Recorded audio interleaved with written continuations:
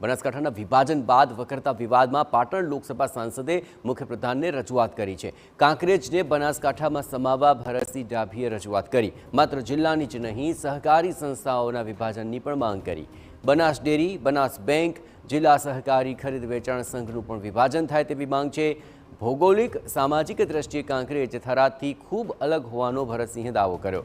કાંકરેજ બનાસકાંઠામાં ન રહે તો પાટણમાં સમાવી શકાય તેવો પણ વિચાર વ્યક્ત કર્યો। કાંકરેજને ભૌગોલિક રીતે અને સામાજિક રીતે પાલનપુર જોડે જોડાયેલ છે।